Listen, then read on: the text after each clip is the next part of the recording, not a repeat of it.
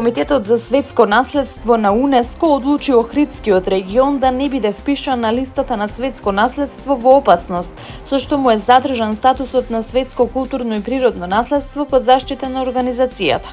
Со оваа одлука Македонија добива дополнителен период од вкупно 5 години за целосно спроведување на препораките насочени кон зачувување на исклучителните природни и културни вредности на регионот. Македонската делегација на седницата, предводена од амбасадорот Игор Николов, ја потврди и определбата на државата за доследно спроведување на препораките на УНЕСКО и за зачувување на исклучителната универзална вредност на Охридскиот регион. Според Николов, одлуката представува признание за досегашните активности на институциите, но истовремено и обврска за продолжување на реформите и мерките за заштита. Тој посочи дека во наредниот период фокусот ќе биде ставен на подобрување на институционалната координација, справување со бесправната градба, заштита и обновување на студенишкото блато, како и продолжување на соработката со Албанија во управувањето со прекуграничното светско наследство. Одлуката на УНЕСКО се смета за значаен чекор во напорите за зачувување на Охридскиот регион, кој представува едно од највредните природни и културни богатства во Европа. Комитетот за светско наследство на УНЕСКО на годишната сесија што се одржува во Бусан, Јужна Кореја, донесе одлука да го одложи впишувањето на Охридскиот регион на листата на светско културно и природно наследство во опасност. Според министерот за надворешни работи и надворешна трговија Тимчо Муцунски, станува збор за значаен дипломатски успех за државата, постигнат преку координирана активност на повеќе институции.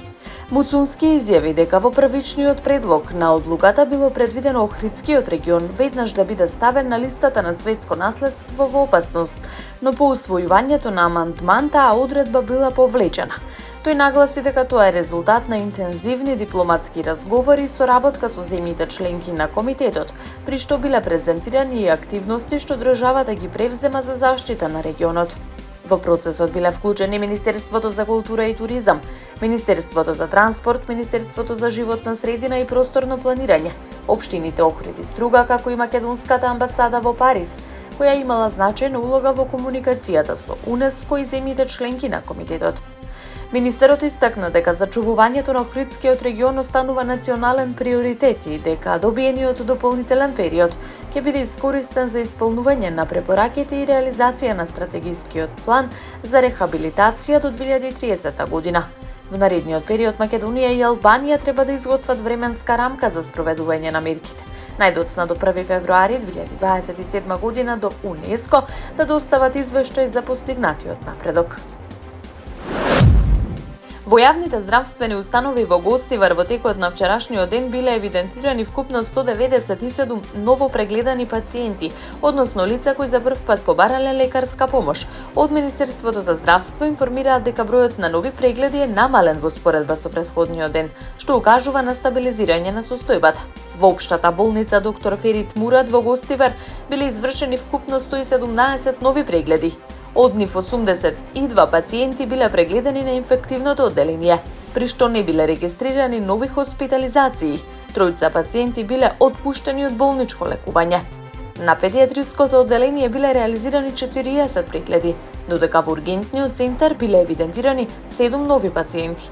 Во здравствениот дом во Гостивар дежурната служба извршила 80 нови прегледи.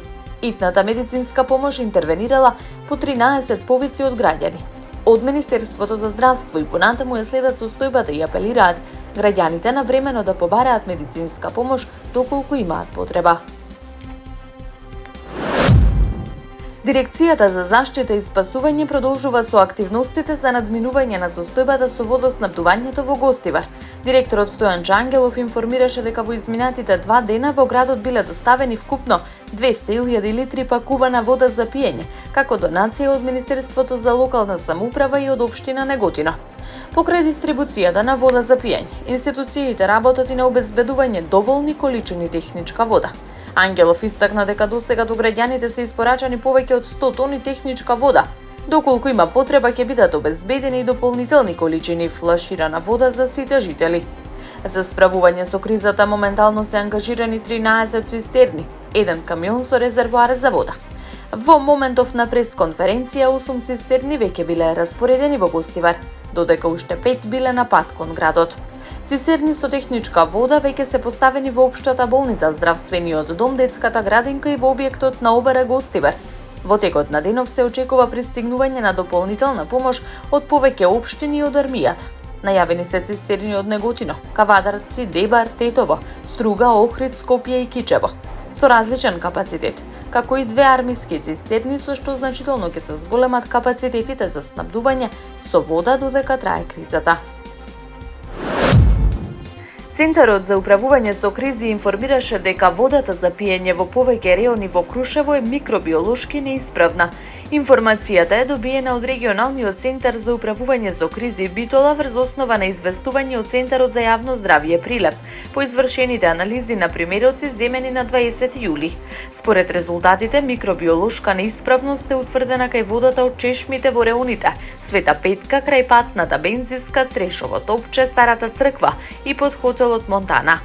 Од јавното предпријатие Комуна Крушево апелираат до граѓаните да не ја користат водата од чешма за пиење, туку да користат флаширана вода се додека не бидат добиени нови лабораториски резултати кои ќе потврдат дека водата е безбедна.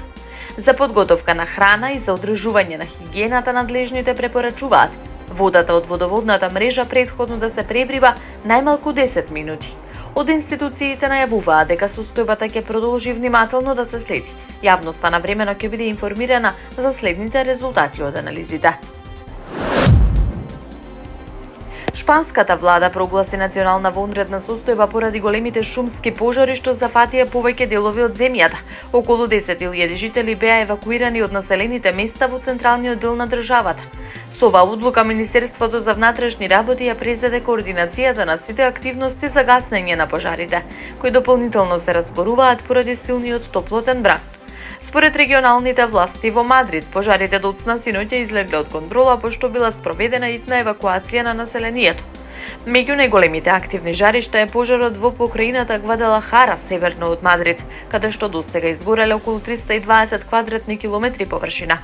Од почетокот на годината во Шпанија се уништени околу 1300 квадратни километри земјиште, што е 4 пати повеќе во споредба со истиот период минатата година. Претходно овој месец 13 лица загинаа во шумски пожар на југот од земјата, кој се смета за најсмртоносниот во поновата историја на Шпанија.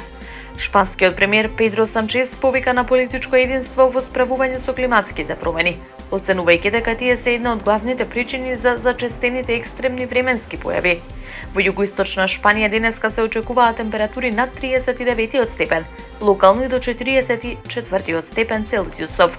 Во меѓувреме и Франција се соочува со сериозна пожарна криза. Околу 40.000 жители од југозападниот дел на земјата биле евакуирани во последните 2 дена поради големите шумски пожари. Пожарот во близина на туристичкиот полуостров Кап Ферас зафатил повеќе од 87 квадратни километри. Дел од жителите биле евакуирани и спасувани со чамци. Франција веќе побара активирање на механизмот за цивилна заштита на Европската унија, преку кој се очекува пристигнување на дополнителни противпожарни сили и воздухоплови од повеќе европски држави. Според научниците и службата за климатски промени Коперник, Европа се загрева побрзо од кој било друг регион во светот, а климатските промени придонесуваат за почести топлотни бранови, суши и катастрофални шумски пожари. Иран го одбил предлогот за прекин на огнот, што според пишувањето на New York Times, американскиот претседател Доналд Трамп го испратил до Техеран. Вестникот, повикувајќи се на неименувани американски и ирански представници, наведува дека иницијативата следувала по неодамнешната средба меѓу ирачкиот премиер Али Ал Заиди и Доналд Трамп во Белата куќа. Деталите од предложениот договор не се објавени. Според истите извори, иранските влади не биле заинтересирани за привремено примирие, оценувајќи дека таквиот договор не го решава прашањето за контролата врз Ормускиот теснец. New York Times наведува дека евентуален нов американски напад врз Иран би можел дополнително да ја влоши безбедносната состојба во регионот. Според двајца ирански функционери, Техеран би можел да одговори со ракетни напади врз Израел, како и со барање до јеменските хути да воспостават поморска блокада на теснецот Баб ел Мандаб. Вестникот потсетува дека конфликтот меѓу Израел и Иран повторно ескалираше на 28 февруари, кога израелските сили нападнаа цели во Иран, пошто Техеран возврати со стотици балистички ракети. Во меѓувреме, според истиот извор, американските сили извршиле напади врз ирански воени објекти, а Иран одговараше со балистички ракети и беспилотни летала. За сега нема официјална потврда од Вашингтон или Техеран за информациите објавени од Нью Йорк Таймс. Тврдењата за предложеното примирие и можните сценарија за понатамошна ескалација се темелат на информации од неименувани извори и функционери.